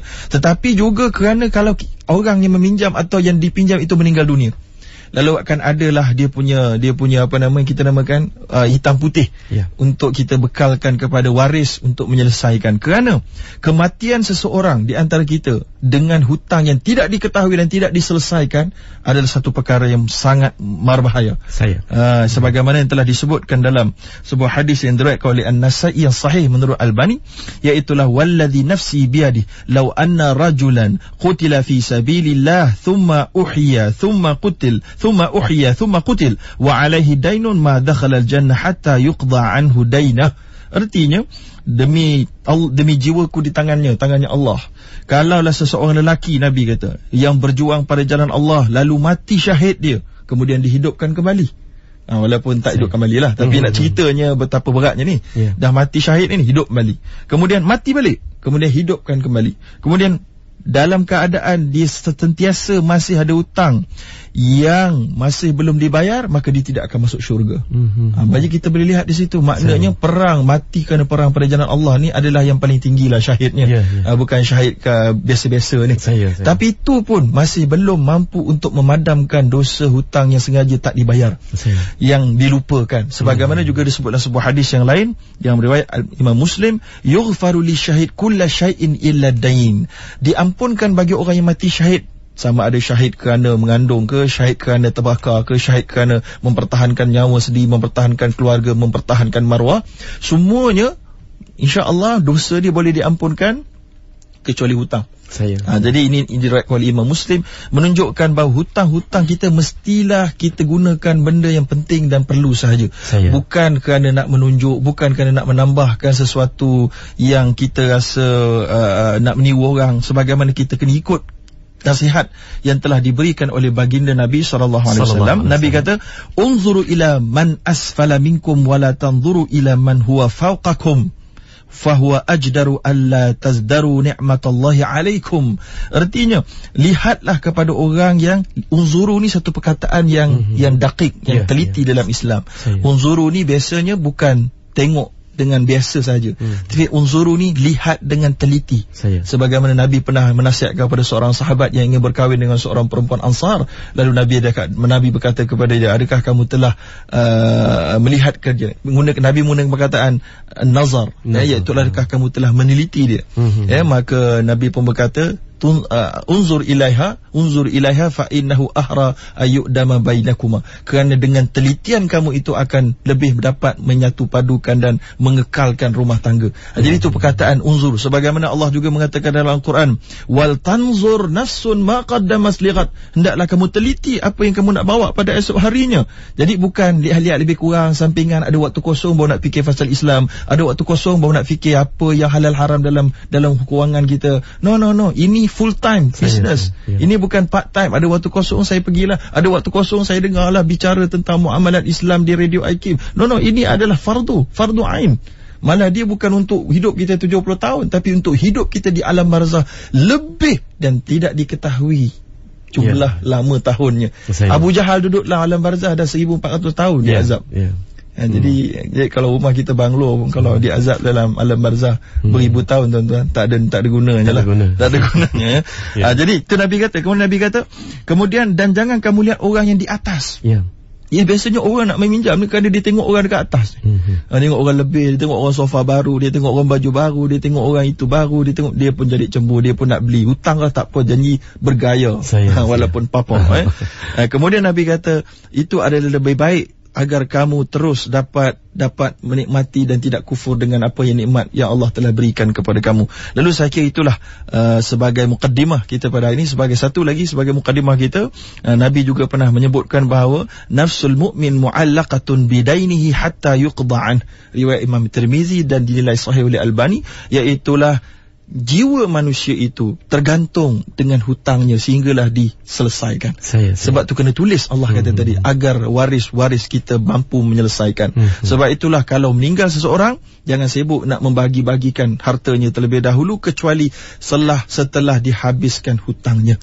Jadi oleh kerana itulah saya selalu menasihatkan agar yang nak berkahwin, janganlah sampai terpaksa berhutang untuk berkahwin. Kalau nak bayar mas kahwin pun kena berhutang, nak bayar hantaran pun kena berhutang. Lepas ini lagi banyaklah hutangnya. Betul. Dan hutang yang ada di sekeliling pinggang kita di dunia ini, biasanya dia tidak akan kena bayar pada harga yang sama. Dia kena bayar harga yang lebih daripada itu. Lalu ini akan menyebabkan seseorang terperangkap. Jadi itulah sebagai mukadimahnya. Ya, saya kira satu mukadimah yang begitu lengkap daripada Dr. Zahrudin Abdul Rahman pada petang ini berkenaan dengan urusan hutang dalam Islam, dan tidak perlu lagi untuk saya bertanya tentang asas-asas hutang dan juga kedudukan hutang dan sebagainya, kerana ia telah pun dijelaskan oleh beliau sebentar tadi. Dan saya buka talian pada masa ini 03-6205-1500 dan juga melalui SMS kami. Sistem SMS kami dapat dihubungi melalui 39111 dan typekan IKIM, jarakkan soalan ataupun komentar anda, hantarkan ke 39111 dan juga di laman Facebook IKIM FM, IKIM.FM juga telah disediakan satu post di situ untuk anda meninggalkan soalan-soalan untuk dijawab oleh Yang Berbahagia Dr. Zahrudin Abdul Rahman pada petang ini. Tanpa berlengah masa, Doktor, saya buka talian pertama pada petang ini, Doktor. Jadi, Assalamualaikum. Yang Berbahagia Dr. Zahrudin Abdul Rahman. Halo. Ya, siapa di talian ya? Assalamualaikum, saya Syafi'i dari Sungai Besi. Okey, Syafi'i dari Sungai Besi. Silakan Syafi'i. Saya ada berhutang dengan kawan. Jadi masa di awal pinjaman tu tak dinyatakan lah kaedah pembayarannya tu. Jadi selepas satu tempoh tu dia nak menggunakan saya punya aset dan masing-masing setuju, okeylah. Saya bayar awak punya hutang dengan saya menyewakan aset saya kepada awak. Boleh ke macam tu? Ya, terima kasih Syafi'i. Kita ikuti penjelasan di talian ya. Halo. Ya Syafi'i. Kita ikuti penjelasan di radio ya. Okey, Assalamualaikum. Assalamualaikum. Jadi soalan pertama daripada saudara Syafi'i dari Sungai Besi ya. Assalamualaikum. Hello. Ya, Assalamualaikum. Assalamualaikum. Waalaikumsalam warahmatullahi. Siapa di talian? Ya. Cik Mat cakap dari Seremban ya. Cik Mat ya? Ya. Dari Seremban. Ya. Okey, silakan Cik Mat. Soalan saya begini. Seseorang menyuruh saya supaya meminjam daripada bank dengan jumlahnya misal kata RM10,000. Pembiayaan peribadi. Jadi pembiayaan peribadi itu RM10,000 mungkin kita macam tu dia kata nanti tiap-tiap bulan saya bayar pada kamu dengan jumlahnya begini-begini dia kata.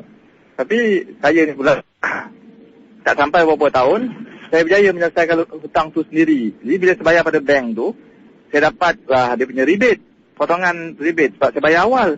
Jadi bagaimana masih lagi membayar pada saya dengan jumlah yang sama? Orang kali kalau jumlahkan jumlah yang dibayar pada saya tu nanti lebih pula sebab sudah dapat rebate daripada bank. Okey, terima kasih Cik Mat ya. Kita ikuti penjelasan di radio. Assalamualaikum. Salam. Ya, kita terima panggilan ketiga untuk pusingan pertama pada petang ini. Assalamualaikum. Assalamualaikum. Salam. Ya, siapa di talian? Azhar. Azhar dari mana Cik Azhar? Daripada Shah Alam. Dari Shah Alam, okey. Teruskan dengan soalan. Assalamualaikum Ustaz. Saya nak tanya, saya dulu ada insurans konvensional, insurans diri. Lepas tu saya dah terminate. Tapi dia ada return pelaburan tu setelah 5-6 tahun. So macam mana pelaburan tu boleh saya pakai tak? Okey, terima kasih Encik Azhar. Kita ikuti penjelasan di radio. Ada lagi satu. Okey, silakan soalan kedua. yang duit yang tadi tu saya boleh anggap sebagai modal. Soalan nombor 2, saya dah tukar insurans kredit kepada Islamic jugalah. NCB boleh transfer tak? NCB untuk ditransfer ya. Okey, kita ikuti penjelasan doktor. Assalamualaikum. Lagi yang ketiga boleh? Yang ketiga. Silakan yang ketiga. Yang ketiga, saya ada buat bangunkan sistem MLM.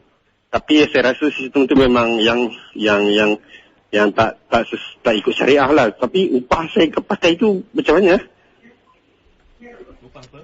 Upah apa dia? Upah membangunkan sistem MLM tu. Oh, okey. Kita ikuti penjelasan di radio ya. Okay, Assalamualaikum. Okey, 3 soalan daripada Encik Azhar tadi. InsyaAllah di pusingan kedua nanti kita akan buka pula talian dan juga merujuk kepada SMS serta Facebook pada petang ini. Jadi doktor silakan. Okey, bismillah walhamdulillah. Yang pertama sekali berkenaan soalan daripada Encik Syafi'i, pinjaman dengan kawan, kemudian dalam satu tempoh waktu yang tidak disyaratkan di peringkat awal. Saya pemberi pinjam menyewakan aset dia kepada peminjam. Ya. Okey. Jadi di sini ada masalah sikit kerana Nabi SAW telah pun menyebut dalam sebuah hadis riwayat Tirmizi yang dinilai sebagai hasan. Ya, yang mana disebutkan la yahillu bai'un wa salaf. Salaf ini bukan salafi lah. Ya, salaf ini iaitulah perkataan yang bermaksud qard pada pandangan ahli Hijaz dan Najd. Ya, jadi di negara mereka memanggil hutang itu qard itu salaf. Ya, jadi dan Nabi SAW berada di Hijaz, maka Nabi memanggil qard juga sebagai salaf pada ketika-ketikanya. Lalu erti daripada hadis itu tidak halal lah digabungkan jual beli dengan hutang. Okey. So jadi disebutkan tadi bahawa Encik Syafi'i katalah Encik Syafi'i memberikan hutang kepada orang A, kemudian hutang itu kata tidak ada faedah, tidak ada interest, bayar sebiji macam jumlah yang diberikan. Itu alhamdulillah. Tapi di tengah-tengah tu pula tiba-tiba nak beri pinjam. Nak beri sewakan barang. Jadi di situ akan timbul disebutkan dalam istilah fiqh tuhmah. Iaitulah kemungkinan dan ada syubhahnya di situ kerana kemungkinan boleh menjadi hilah untuk memasukkan dalam jumlah sewaan itu interest. Jadi oleh kerana itu tidak dibenarkan. Tidak dibenarkan. Maka kita bimbang kat situ boleh berlakunya syubhatul riba. Maka eloknya kita jangan terlibat dengan memberikan sewa selagi mana belum diselesaikan jumlah hutang tadi. Itu soalan yang pertama. Soalan yang kedua daripada Encik Muhammad daripada Seremban, iaitulah pinjaman peribadi daripada bank RM10,000. Tidak dinyatakan tadi pinjaman tu pinjaman peribadi daripada Islamic bank ataupun daripada conventional bank. Kalau daripada conventional bank, dekat situ dah habislah. Tapi kalau daripada Islamic bank, kita kena betulkan sekali lagi terminologi yang kita guna, bukan pinjaman peribadi, tetapi pembiayaan peribadi kerana telah diubah kontrak relationship di antara pelanggan dengan bank. So Islamic bank dia tidak memberi pinjam, dia memberikan urusan niaga. Mana bila kita datang ke Islamic bank nak buat pembiayaan peribadi, maka kita akan membeli saham daripada bank, macam kita cerita minggu lepas. Kita beli saham daripada bank, jadi bank pun beli balik, dan seumpamanya itu dinamakan bai'ul yinah, satu pandangan yang diterima pakai di Malaysia oleh ulama-ulama Malaysia. Lalu kemudian kalau kita settle, kalau kita pinjam, kita bukan pinjam, kita buat bayar RM10,000, kita dapat cash RM10,000, dan total yang perlu kita bayar kepada Islamic bank sebagai contoh katalah RM15,000 dalam tempoh setahun ke 3 tahun. Tapi tiba-tiba Encik Mat tadi kata bahawa dalam tempoh tu sebelum sampai tempoh hujung tu dapat diselesaikan, katalah dapat durian runtuh apa-apa, dapat diselesaikan. Maka kerana dapat diselesaikan lebih awal, maka bank memberikan diskaun. Ini dinamakan konsep ibra' ataupun berdasarkan kepada satu kaedah dha'u wa ta'ajjalu di satu sebuah hadis, walaupun hadis itu ada pertimbangan di sudut sanad dia, iaitulah kamu bayar awal, kami akan bagi diskaun. Jadi itu pernah dinisbahkan kepada Nabi, menyebutkan kepada kaum Yahudi yang berada di Madinah. Jadi kalau kamu bayar awal, kami bagi diskaun hutang-hutang tu. Jadi konsep itu diterima pakai oleh ulama fiqh tu utamanya di zaman ini. Lalu rebate itulah dia datangnya, itulah namanya rebate tadi. Jadi sekarang ni katalah rebate tu, dengan rebate itu daripada 10,000 tu kita kena bayar, jadi dia patutnya kena bayar 15,000, jadi kena bayar 11,000 je. Jadi tak ada masalah lah. Tak ada masalah lah. Jadi kemudian itu soalan yang kedua. Soalan yang ketiga, Encik Azhar daripada Shah Alam, ada 3 soalan, iaitulah insurans konvensional telah pun ditamatkan, alhamdulillah, satu pengorbanan dan tahniah juga ya. Kemudian ada return kerana pelaburannya. Jadi kalau return kerana pelaburan, insurans konvensional, tidak ada mana-mana pengesahan daripada mana-mana orang yang bertanggungjawab dari sudut syariah untuk mereka sahkan pelaburan tu halal. Justru pelaburan tu terdedah kepada haram atau syubhah. Dengan sebab itu, semua return tadi ni kalau ikut hukum asal daripada Majlis Fatwa Kebangsaan yang mengatakan insurans konvensional adalah haram, maka semua pelaburan dan return daripada pelaburan itu juga haram. Bila haram boleh tak guna untuk diri kita sendiri? Tak boleh. Dia mesti bagi kepada semuanya, kepada fakir miskin atau kepada masalah amah yang kita tak boleh tumpang atas dinama itu. Tetapi ditanyakan juga tadi, adakah dia boleh kita ambil modal balik? Kalau dia punya return itu campur-campur semua sama dengan premium yang kita bayar. Katalah premium bayar tu adalah 4,000. Jadi kita dah premium tu mungkin dah mengecut, kemudian hasil daripada pelaburan tu adalah 3,000. Maka itu boleh. Sebab itu yang disebutkan oleh Allah SWT, wa in tubtum falakum ru'usu amwalikum la tadlimuna wa la tuzlamun. Dan kalau kamu bertaubat, bagi kamu adalah pokok mata wang kamu, itulah modal kamu, dan kamu tidak akan dizalimi dengannya dan tidak akan menzalimi orang lain. Soalan yang kedua daripada Encik Azhar, NCB transfer ini dia perkara neutral. Sama boleh tak ditransfer, saya kira perkara ini tidak ada banyak masalah. Kalaulah takaful tu boleh menerima NCB itu, maka tidak ada apa-apa halangan yang besar di situ. Kemudian yang ketiga, sistem MLM yang telah dibangunkan oleh Encik Azhar ni. Wah, hebat ni. Bukan calon orang nak bangunkan sistem komputernya.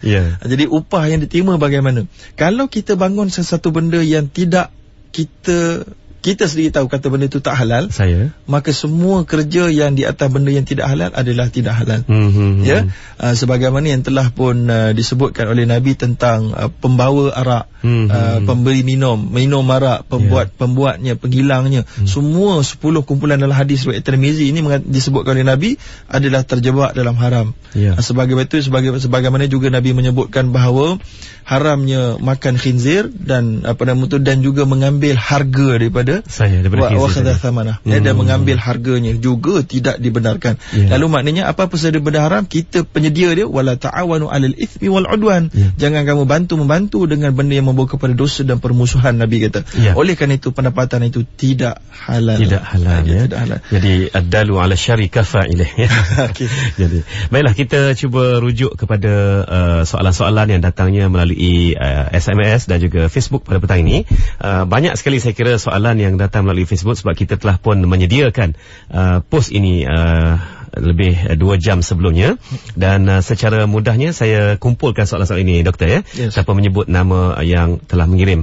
Soalan pertama berkaitan dengan hutang PT-PTN ataupun hutang apa-apa sahaja berkaitan dengan hutang pengajian tinggi yang dikenakan lebihan ataupun charge ke atas hutang asal, adakah ia merupakan riba juga?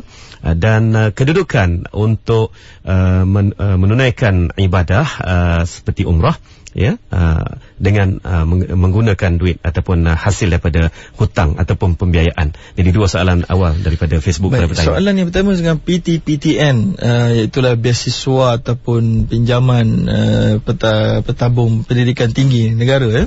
Jadi perkara ini saya kira telah pun dibuat modifikasi oleh Majlis Fatwa Kebangsaan yang dahulunya ada masalah, maka telah pun dimodifikasi dan telah bentuk yang baru ini dinamakan ujrah 1%.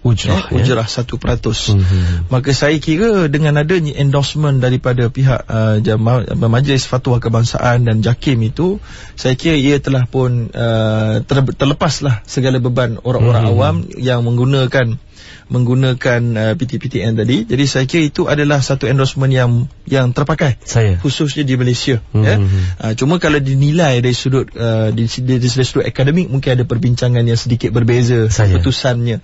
Tapi bagi saya tidak mau mengelirukan orang ramai. Maka di sini saya nak beritahu bahawa apabila telah adanya majlis fatwa yang mengatakan keharusannya, maka pandangan itu boleh dipegang oleh orang awam dan bolehlah digunakan untuk pelajaran dan juga sebagainya. Saya. Kemudian soalan yang kedua tadi berkaitan dengan menunaikan ibadah umrah dengan hutang ataupun pembiayaan. Baik, jadi ibadah umrah ini adalah sunat sahaja, dan ibadah dan hutang itu boleh menyebabkan haram. Jadi di sini perlu berlakunya fiqhul muwazzanat, iaitulah pertimbangan manfaat dan mudarat.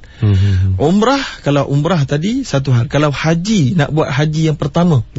Jadi ada perbincangan di kalangan ulama, adakah orang yang tak mampu membayar ini dan nak buat pembiayaan, nak buat pinjaman daripada keluarga sebagai contoh, boleh atau tidak boleh? Adakah dia termasuk dalam kalangan yang Allah SWT dah tersebut dalam Quran secara jelas, iaitulah faman siapa yang tidak ada kemampuan, mesti ada kemampuan.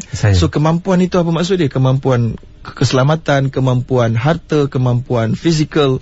Maka ada di kalangan ulama yang mengatakan tak perlu untuk pergi haji dalam keadaan berhutang.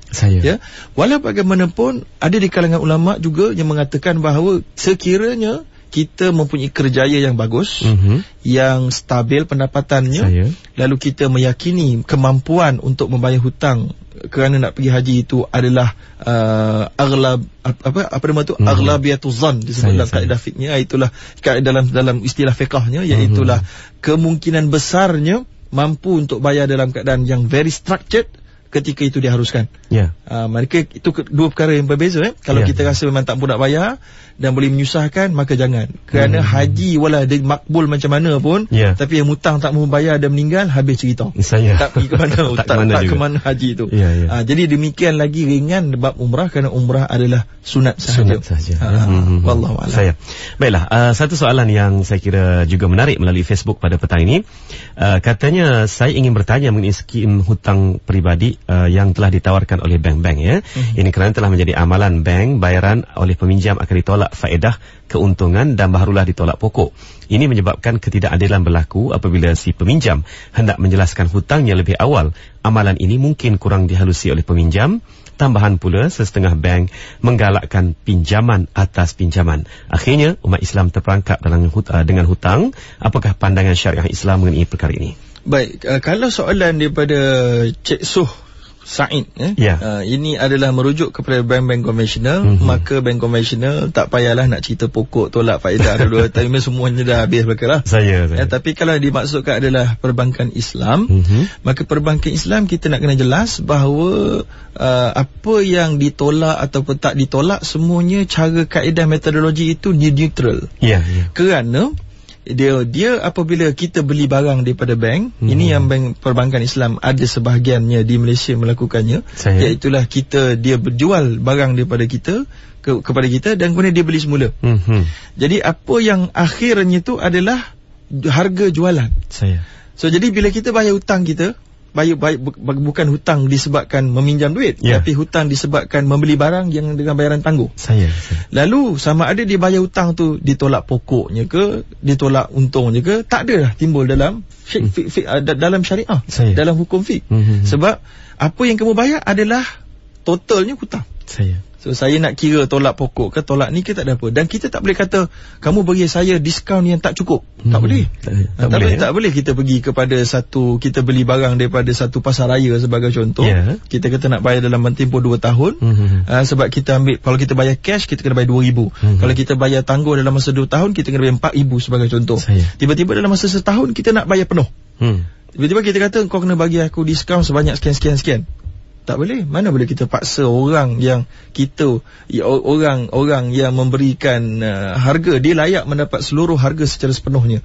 So kerana itulah harga diskaun itu, rebate itu, ibrak itu tertakluk sepenuhnya kepada bank sebenarnya, ataupun tertakluk sepenuhnya kepada penjual. Bank adalah penjual, tertakluk kepada penjual. Dia nak beri bila, dia nak beri berapa, tertakluk kepada dia. Tapi oleh kerana di Malaysia sekarang ni untuk mengelakkan fitnah dari bab ini, Bank Negara Malaysia telah membuat regulasi yang baru dengan bantuan dan juga persetujuan Majlis Syariah Bank Negara, bahawa dia mesti ada guna satu formula yang dirasakan mencukupi untuk melayakkan tidak ada penindasan dan kepuasan hati daripada kedua-dua pihak. Jadi saya kira perkara ini mungkin telah pun dianggap selesai lah di peringkat negara kita Malaysia. Wallahualam. Okey, alhamdulillah. Dan satu lagi dari Facebook ialah saya berniaga barang kemas yang diperbuat daripada batu permata dan emas, serta menjual secara ansuran, yakni installment pada para pelanggan saya. Adakah hukum perniagaan saya haram, halal atau harus? Sila komen Ustaz, katanya. Baik, barang kemas ini buat permata dan emas. Bila ada permata tak ada masalah, nak tangguh pun tak ada masalah. Emas ada masalah, tangguh. Mengikut 4 mazhab. Emas, barang kemas ataupun emas jongkong, bila dibeli secara beransur, maka hukumnya haram mengikut 4 mazhab. Ya. Walau bagaimanapun menurut pandangan Muawiyah bin Abi Sufyan dan juga pandangan Ibnu Taimiyah dan Ibnu Qayyim, apabila barang emas itu dalam bentuk barang kemas, dia boleh dibeli secara ansuran, khususnya apabila telah dimasukkan batu permata dan seumpamanya. Okey. So jadi sekarang ni dia ada 2 pandangan dekat sini. Mana satu nak pakai? Jadi kalau tanya saya, kalau tidak ada keperluan yang cukup mendesak, kita ambil pandangan yang lebih selamat lah, ya. Lebih selamat. Tapi kalau rasa sebagai peniaga tadi kata kan, sebagai peniaga tadi, seeloknya kita memberitahu bahawa bayaran secara tunai. Dan kalau nak galakkan lagi bagus, kita beri diskaun sikit sebab tunai. InsyaAllah. Jadi biar ada kedua-dua pihak, ya. Baiklah, kita terima panggilan melalui talian telefon untuk pusingan kedua ini. Assalamualaikum. Assalamualaikum. Ya, Assalamualaikum. Waalaikumsalam. Siapa di talian? Ya, saya Muhammad daripada Kuantan. Muhammad dari Kuantan. Teruskan dengan soalan, ya. Ya, saya nak soalan pendek je, doktor. Minta doktor jelaskan. Saya pernah dengar tentang MLM syariah yang doktor bangunkan. Jadi mohon penjelasan daripada doktor. Terima kasih. Terima kasih kembali. Assalamualaikum. Assalamualaikum. Ya, Assalamualaikum. Assalamualaikum. Waalaikumsalam. Ya, siapa di talian? Saya Mazli dari Bagan Serai, Perak. Mazli, teruskan dengan soalan Mazli. Assalamualaikum doktor. Saya nak tanya soalan.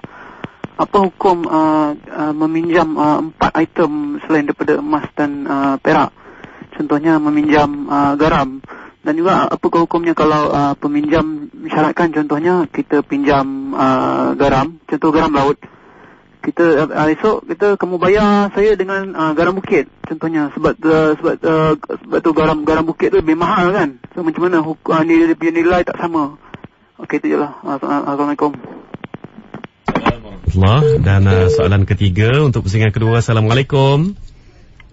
Assalamualaikum. Waalaikumsalam. Ya, siapa di talian? Saya Ainun daripada Kuantan. Ainun dari Kuantan. Teruskan dengan soalan. Saya nak tanya macam mana kalau kita nak pergi haji menggunakan wang KWSP? Itu saja. Kita masih. Assalamualaikum. Assalamualaikum. Okay, satu lagi soalan. Assalamualaikum. Assalamualaikum. Ya, siapa di talian? Terima kasih. Assalamualaikum. Ya, Waalaikumsalam warahmatullahi. Siapa di talian? Azizi daripada PJ. Azizi dari PJ. Teruskan. Okey. Saya tanya macam mana industri takaful di Malaysia, bagaimana konsep betul-betul melandaskan syariah. Terima kasih. Assalamualaikum. Assalamualaikum. Okey, ada 4 soalan untuk pusingan kedua ini. Silakan doktor. Bismillahirrahmanirrahim. Yang pertama sekali tentang Encik Muhammad daripada Kuantan bertanya tentang multi-level patuh syariah yang saya bangunkan. Sebenarnya saya tidak pernah membangunkan. Ya, saya hanya membantu dari sudut menyelia dan mencadangkan beberapa struktur, ya. Jadi alhamdulillah, dan multi-level tersebut telah pun berada di pasaran. Tapi saya tak pastilah boleh disebut atau tidak. Nanti jadi kempen pula, ya. Jadi bolehlah cari di pasaran saya. Ya, yang ada nama saya sebagai penasihat syariahnya. Dan sentiasa kita dari semasa ke semasa cuba untuk memantau dengan lebih detail lagi kalau ada tersilap. Dan mungkin sebagai manusia mungkin kita ada terlepas pandang yang kalau dapat dilihat oleh mana-mana pengguna, boleh diadukan kepada kami. Tapi itu setakat kemampuan kami, itulah yang ada, dengan dalam keadaan yang perlu menuruti KPDNKK punya keperluan. Sebab dia tak boleh nak cipta satu multi level yang begitu berbeza sehingga nanti tak masuk dalam kategori multi-level. Jadi itu setakat yang kita mampu. Yang keduanya daripada Encik Mazdi daripada Bagan Serai, iaitulah hukum meminjam 4 item yang lain. Jadi 4 item tu dia dimaksudkan yang saya faham, iaitulah Nabi ada sebut 6 item daripada yang hadis yang pernah kita bacakan dahulu. Jadi 2 iaitulah mata wang, emas dan perak, 4 lagi iaitulah kurma dan gandum, barley dan juga garam. Jadi ditanyakan bagaimana pinjam 4 item. Ini soalan yang menarik, sebab sangat-sangat jarang kita mendapat soalan ini, sebab biasanya orang tak meminjam beras. Orang tak pinjam beras, saya rasa.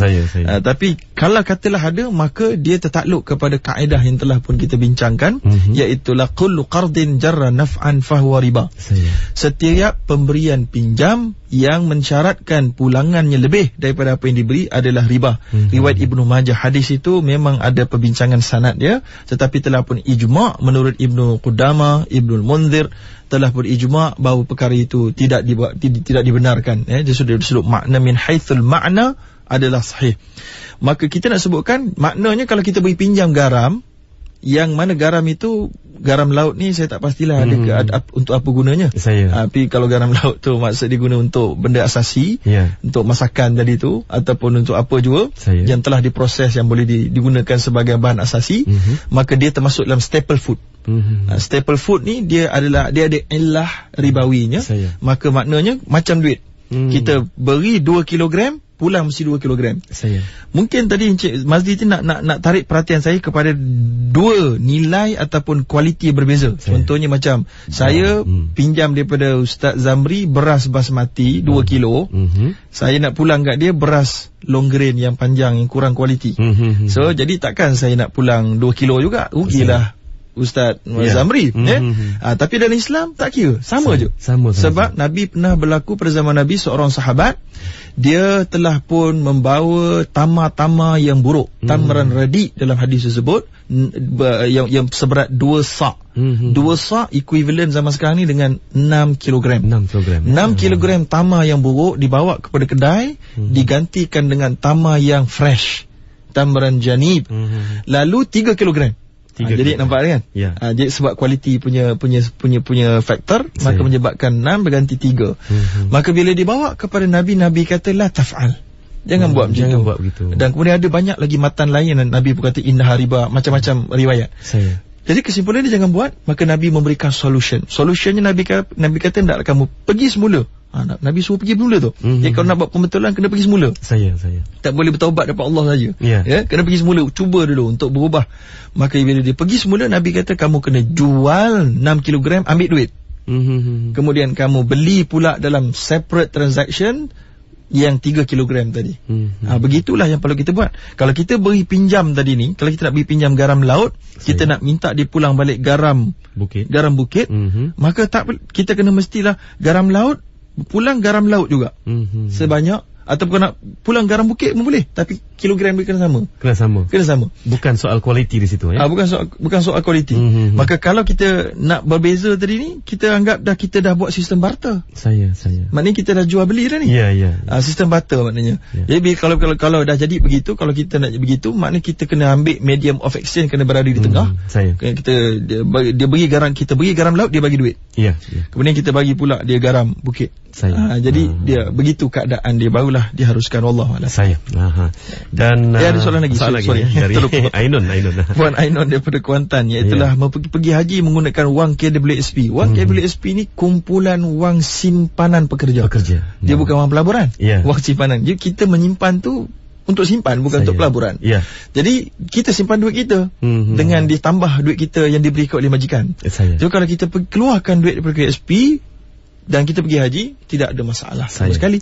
Cuma perbincangannya adalah wang dividen daripada KWSP yang mungkin ada perbincangannya kerana bercampurnya pelaburan itu menyebabkan dividen itu ada tanda soal sama ada seluruhnya halal ataupun seluruhnya bermasalah. Tetapi menurut maklumat yang sampai kepada saya, diyakini 30% daripada pelaburan itu adalah halal. Yang baki tu tanda soal lah. Begitu. Dia kini 30% halal. Jadi soalan yang ketujuh, yang keseterusnya Encik Azizi daripada PJ. Saya. Bagaimanakah bentuk industri takaful pada zaman ini? Ini mungkin tak berapa mampu untuk saya huraikan dalam waktu 1 minit lah. Tapi jangan dalam bentuk yang sangat pendek. Mereka menggunakan konsep taukil, iaitulah mereka, kalau saya lah pencarum saya di kereta, saya bagi duit saya kepada takaful operator, saya wakilkan kepada dia, ni saya nak masuk dalam grup ni saya wakilkan duit saya ni. Kalau ada di kalangan dalam grup ini sesiapa yang aksiden, saya berikan mandate kepada takaful operator, ambil lah duit saya ni, saya sedekahkan sedikit. Jadi itulah. Kalau tak ada, kamu pandai-pandailah takaful operator pergi laburkan. Kalau ada untung, kamu boleh ambil sikit, tapi kena bagi aku juga. Jadi semua tu ada detailsnya. Jadi itulah cara yang pertama yang majoriti takaful, industri takaful dia menggunakan wakalah campur mudarabah. Ada juga yang wakalah, tabarruk dan mudarabah. Ada juga yang wakalah dan mudarabah tu. Ada juga yang mudarabah dan kemudian tabarruk. Ada juga begitu. Dia ada beberapa konsep yang telah digunakan. Jadi kesimpulan memang haruslah doktor Yes, insyaAllah. Dan kita beralih pula ke SMS pada petang ini saya meminjam duit simpanan sendiri atau simpanan isteri dengan pengetahuannya. Itu dua situasi Adakah ini juga dikira hutang? Saya pinjam duit simpanan sendiri. Saya nampak di sini berkenaan dengan satu akaun yang memang dijanjikan sebagai akaun kekal yang tidak akan diusik dengan mudah secara harian ataupun secara common begitu. Okey. Saya kira tak adalah istilah saya pinjam duit sendiri ni. Duit sendiri ni kita tak pinjam lah. Sebab kita tak boleh meminjam daripada diri kita sendiri. Betul. Malah kalau kita anak kita pun, kita sebagai ayah, kita meminjam daripada anak pun sebenarnya tidak dianggap satu peminjaman. Sebenarnya malah ada di kalangan ulama kata boleh kena riba pun tak apa. Tapi itu tak apalah, perbincangan berbeza. Cuma dia bergantung kepada satu nas, iaitu anta wa maluka li abik. Kamu dan harta kamu adalah milik bapa kamu. Jadi sebab tu dia kira poket kanan dan poket kiri. Tak ada masalah pinjam. Tapi kalau simpanan isteri, itu ada pinjam. Walaupun dengan pengetahuan isteri. Betul. Kalau dipinjam daripada isteri, betul. Maka adakah hutang? Ya, betul, hutang. Memang hutang. Dan kalau isteri kenakan riba? Tak boleh. Tapi kalau dia buat wajah kesian, isteri halalkan, alhamdulillah lah. Alhamdulillah Dan satu pertanyaan juga berkenaan dengan bagaimana harta pusaka, yakni tanah sawah yang telah digadai kalau tidak dapat ditebus semula, adakah juga dianggap berhutang? Harta pusaka yang digadai tidak dapat ditebus semula saya tak pasti kenapa dia tidak dapat ditebus semula itu. Mungkin kesilapan teknikal agaknya. Tapi sepatutnya harta pusaka tadi ni yang telah digadaikan, perlu digadaikan untuk apa? Kalau lah kata sama ada dipajak tu digadaikan. Kalau dipajakkan, maka dia kena tuntut lah. Tapi kalau digadaikan dan tak dapat nak ditebus semula, dia tidak lagi dianggap sebagai milik kita lah. Dia terkeluar lah.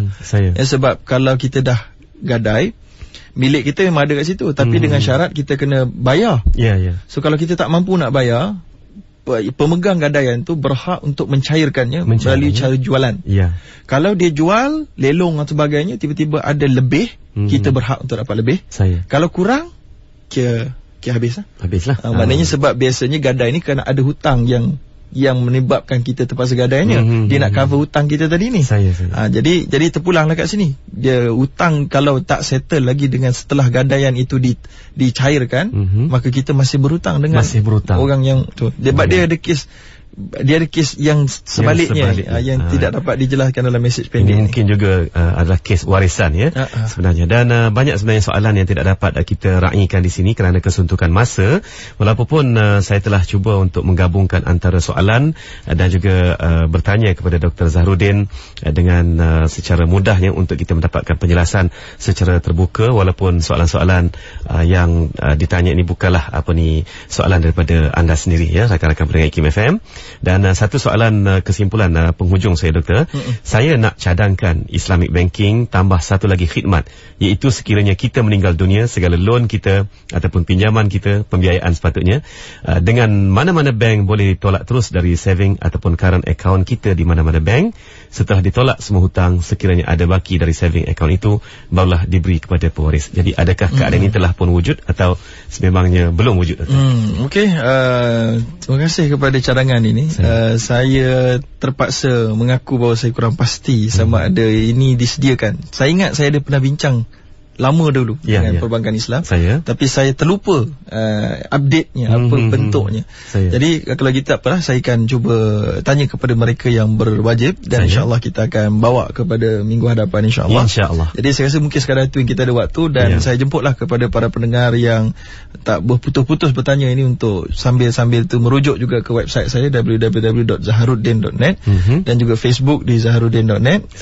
Semoga kita sama-sama dapat menyeduk beberapa mutiara ilmu insya-Allah. Di sana, wallahu a'lam.